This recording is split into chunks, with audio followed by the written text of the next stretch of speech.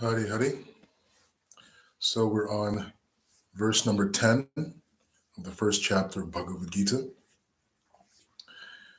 Duryodhana is still speaking to his guru Dronacharya.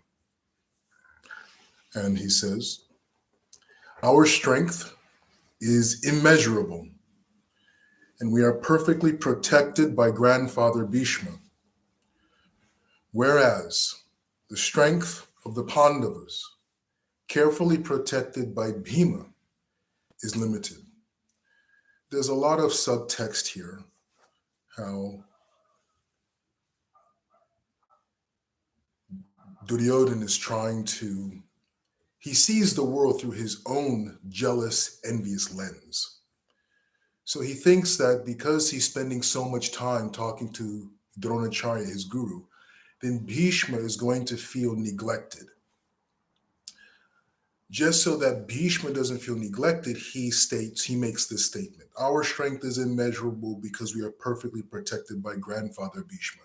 He's trying to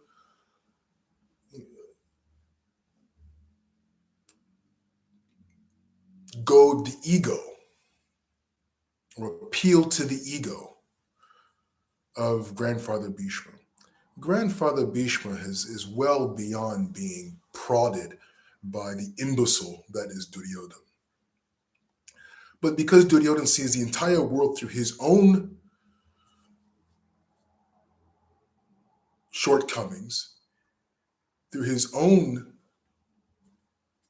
issues and afflictions, he thinks that Bhishma and everybody else around him are susceptible to the same character flaws that he has. So he tries to inflate the ego of Bhishma by mentioning that we are immeasurably protected by Bhishma. But that's not really what we're going to focus on. We're not going to focus on Duryodhana and his foolishness. Rather, what we can take from this particular verse and the teaching that is of absolute critical importance is that the fact Duryodhana is putting his faith in what is often called Atma Sanyeshva, asat, temporary. Duryodhana is comparing, we have so much power, we are great, and he believes this. He has Bhishma, he has Dronacharya, he has Karna. He feels himself as absolutely invincible.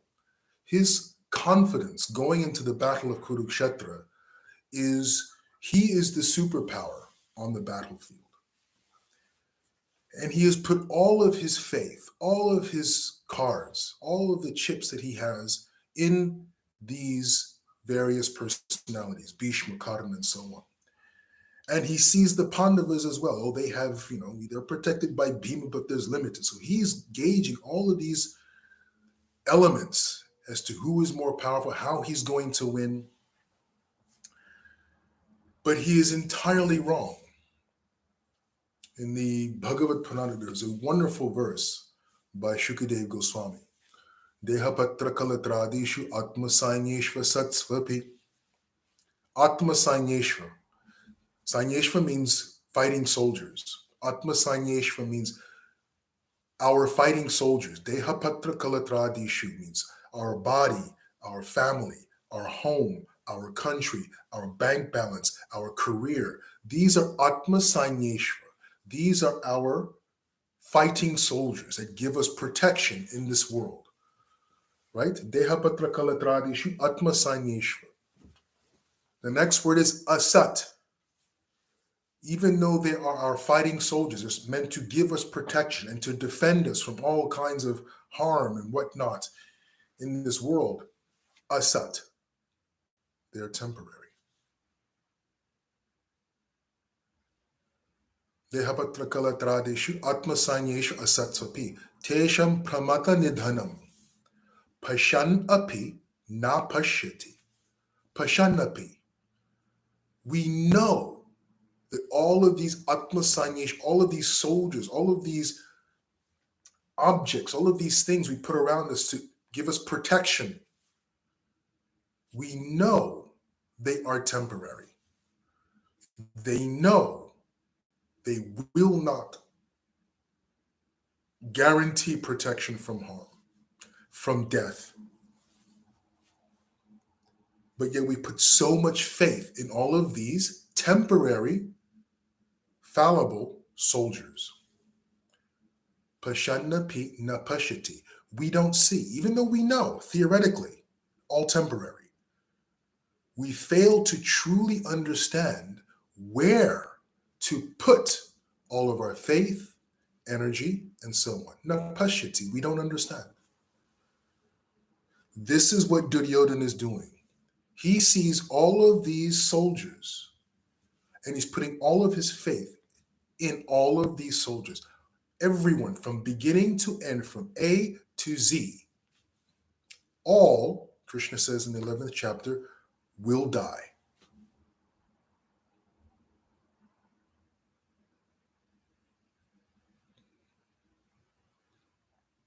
Contrast that with the Pandavas. I told the story, and I think it's Satsang number 3 or 4.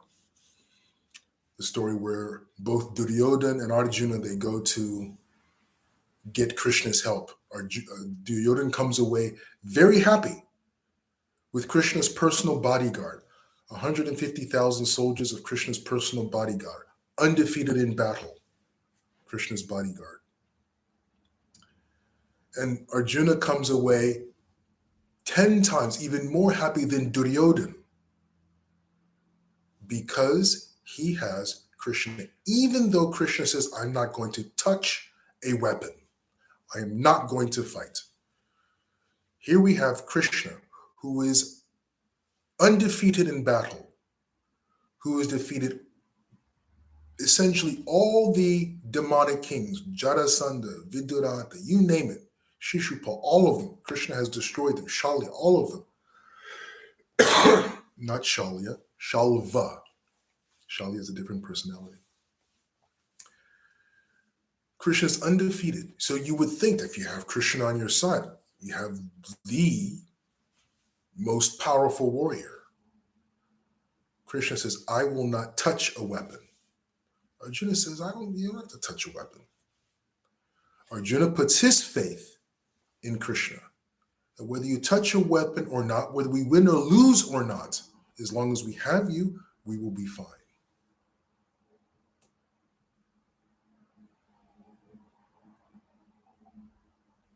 In the 13th or 14th day of the battle, after Abhimanyu, Arjuna's son, is killed, Arjuna makes a vow.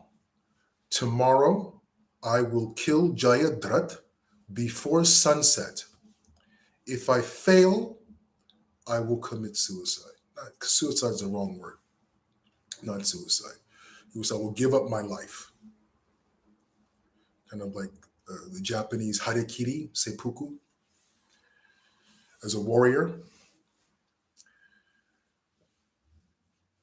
Krishna says, why would you do that? That's why would you do that? Why would you make that promise? That if you failed, you would give up your life and commit seppuku. Now Duryodhana is going to do everything he can to prevent you from killing Jayadratha. Arjuna turns to Krishna and says, Krishna, I have you. Whether I fulfill my vow or not is irrelevant. As long as I have you on my side, then whatever the result may be, it will be beneficial. In terms of whatever the result, whether he fulfills his vow or not, whether he kills Jayadratha or not, is irrelevant to Arjuna. He knows that as long as Krishna is with him, whatever the outcome of this vow, it will be of benefit because he has Krishna. That's where the Pandavas, that's where Arjuna put his faith. Kunti Devi, another's, one of the Pancha Kanyas, pure devotees of the Lord. He says, my dear Krishna, without you, what do we have? She says, better that we have all these calamities that were befalling us, the burning house, the attempt on our life, the assassination attempts, this, that, and the other. Kunti Devi says, let all that happen again and again and again. Because when all that happens, you run to come save us, and we get to see you again. Kunti doesn't care about all those calamities. They're just, that's irrelevant. You have to come. You come running to save us, and we get to have your association again. We get to experience more loving relationships with you again. Calamities, whatever. The benefit of the calamities is that it forces you to come.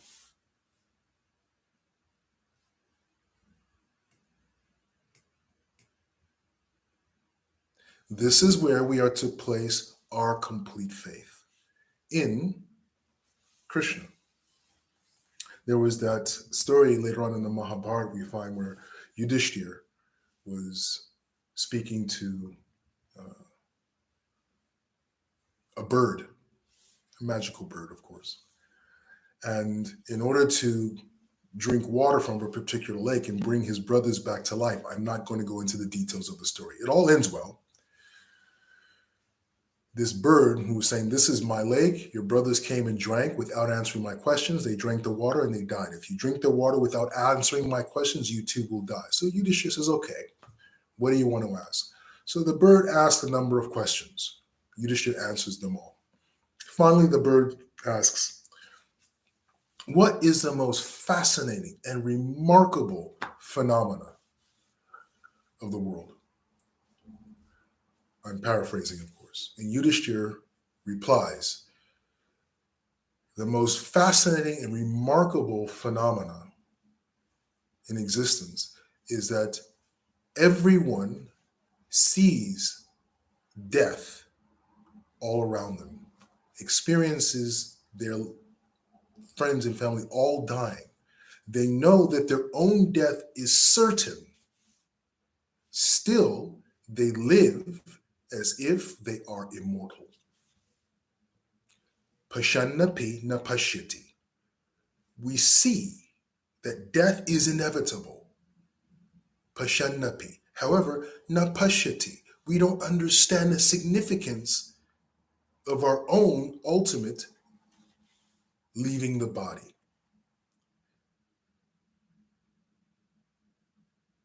Yudhishthira Maharaj describes this is the most fascinating phenomena.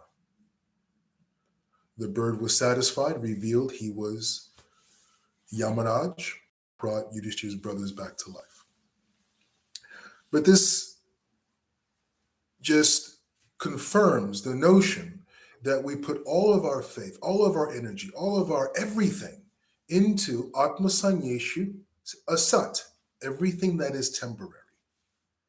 We put 99.9% of our energy into everything in this world that is temporary.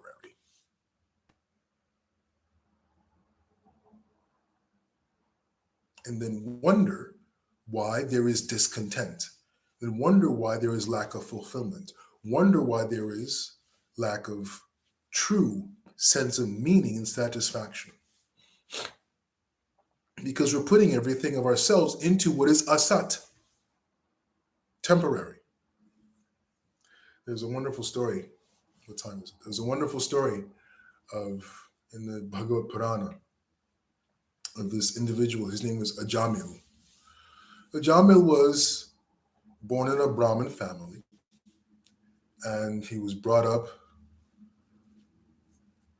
through the Gurukula, learned the Vedas, Dharma, all the rituals, all of the duties of a Brahmana. Very pious, took care of his guru, his mother and father. One day when he was out collecting firewood for his guru's yajna, he saw two individuals engaged in rather involved PDA, right? Public display of affection that was a little more, anyways. And he became bewildered by this, seeing that. And this individual, it was a prostitute and someone else engaged in this activity. And Ajamil's mind became disturbed and began to think of this prostitute, such that he was able to bring her into his own home. And he was, by the way, Ajamil was married, wonderful Brahmin girl, but because he was so disturbed and confused and weak-minded, he brought in this prostitute, kicked out his wife, and began to live with this prostitute, and gave up all of his Brahminical activities, all of his learning, and began to engage in all kinds of nefarious activities to gain some kind of a living, whether it was cheating, stealing, had children, 10 children with this prostitute, sons and daughters, was taking care of them through all kinds of thievery and adharmic activity.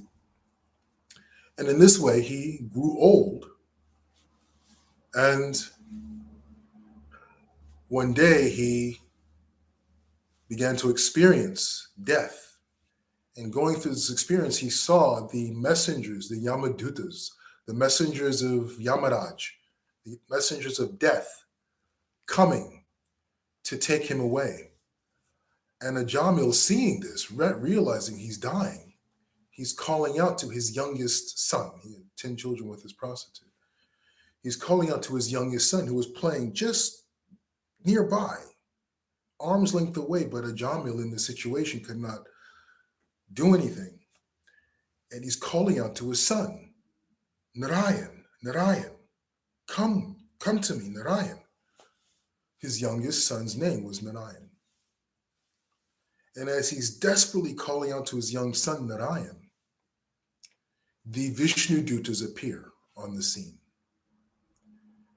And Ajamil, he sees the Vishnu Dutas and the Yamadutas, and the Yamadutas are trying to extricate, trying to pull Ajamil from his material body. And the Vishnu Dutas are stopping them, saying, wait, you cannot take Ajamil. He is with us now. And the Yamadutas are thinking, what do you mean? It's this, we are the messengers of death. He is dying. This is now his time for us to take his soul and take him to the hellish planets and punish him for all of the terrible things he has done throughout his life. And the Vishnu Duta says, no. The moment he called out the name of Narayan, he invoked Narayan, and we are here. And the Yamadutas say, that doesn't matter. He wasn't calling for Sri Bhagavan Narayan. He was calling for his younger son. He was not thinking of Narayan at all. That doesn't count. And the Vishnu Duta says, yes, it does. And the Vishnu Dutas gave the example of, it was a wonderful conversation to be read in the Bhagavad Purana. The Vishnu Dutas gave the example, he says, if the doctor gives medicine to a patient, whether the patient knows anything about the medicine at all, doesn't matter. If the patient knows whether or not they're even taking medicine, doesn't matter. The medicine will have effect. Similarly, it doesn't matter what Ajamil meant when he said Narayan. He simply said Narayan, and we are the messengers of Narayan. He is protected now by us. The Yamadutas could not fault the understanding of the Vishnu Dutas. So they left and they went back to Yamaraj. And the story continues in their discussion with Yamaraj, which is also an incredible conversation about karma and so on and so forth. Another satsang for another time. Ajamil, he has witnessed this conversation, and he folds his hands. He wants to say something to the Vishnu Dutas, and they disappear. He is revived from his death, his near-death experience. He is revived, and he realizes how close he came to experiencing hellish conditions of life because of the activities that he had engaged in. He immediately took sannyas, went to Haridwar, and began to restart his practices and his development in his spiritual life. The story doesn't tell us for how much longer, months or years, whatever the case may be. But as a purification became, the Yamadutas, the same Yamadutas that rescued him from the same Vishnu Dutas who saved him from the Yamadutas, came while he was in Haridwar. He was serving there at a Vishnu temple in Haridwar. The Vishnu Dutas came there while he was doing his sadhana at the mandir, the Vishnu mandir in Haridwar, and the Vishnu Dutas came and took him back to Vaikuntha Loka.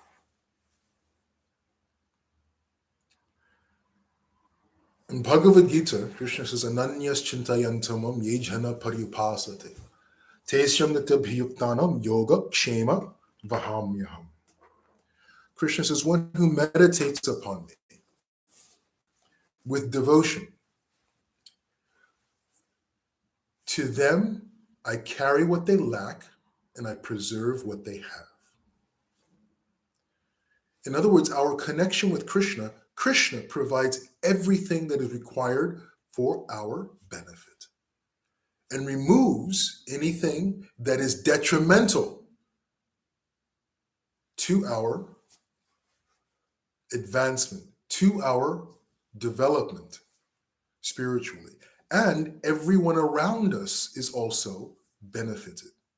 In the story of Prahlad Maharaj, when he was worried about the fate of his father Hiranyakashipu, in that story we find out that when an individual is liberated, achieves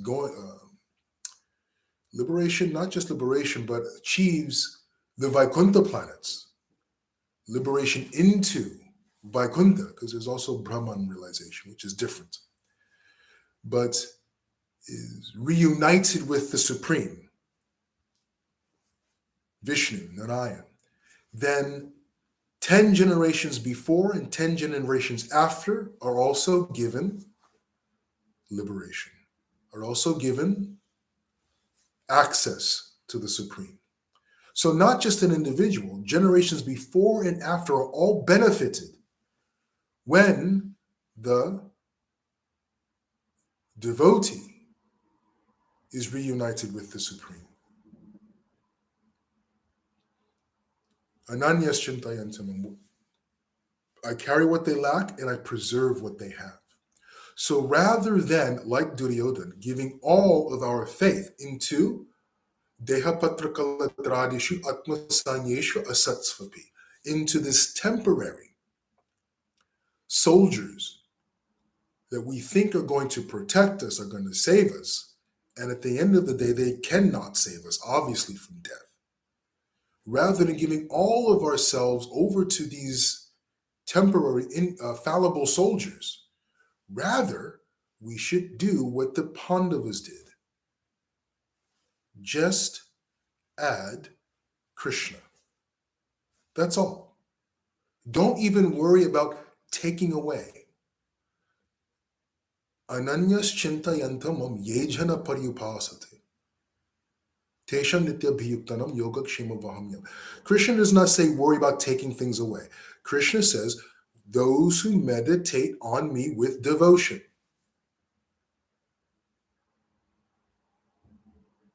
To them, I carry what they lack and I preserve what they have. He doesn't say persons who take away this, who take away that. Naham vedairana tapasana dhanena nachejaya. Sakyam eva vidam vido drashtum drishtavan asimam yatha. Naham vedarana tapasana dhanena, right? It is not by studying the Vedas, it is not by tapasya, it is not by charity, it is not by all these different things that I can be seen and understood. It is simply by exclusive devotion. Ananyas, chintayantamam. Think of me, meditate on me. Ananyas, without deviation. Think of a cup of poison and you add milk. You add a little bit of milk. It's not enough. Add more, add more, add more. Don't worry about tossing out the poison. Don't worry about tossing out the poison. Leave that to whomever. The example is you have a cup of poison. That is our delusion. That is our conditioning. That is our Duryodhana type mind. Faith in everything that is asat rather than faith in the supreme. This is our existence, this cup of poison. Don't worry about giving up this, giving up that. Don't worry about that. Just at this point, add Krishna and continue to add. Add more and more and more and more. What's going to happen? Eventually, there will be nothing but milk in that cup. That is ananyas chintayantamam yejana paripasate. You have a cup of poison and you add a teaspoon of milk. It's not enough, not nearly enough. Continue to add, continue to add, continue. Ceaselessly add Krishna to our life. Don't worry about taking anything away. Just ceaselessly add Krishna to every aspect of our life. You will wake up one day in Haridwar, where the Vishnu Dutas are protecting everything about you. Krishna is your Sarathi. You are crossing the ocean of Kauravas, enemies throughout your life, with Krishna driving the reins of your chariot. All we have to do is continually add Krishna, and he will carry what we lack and preserve what we have. Just add ceaselessly Krishna. Hari Hari.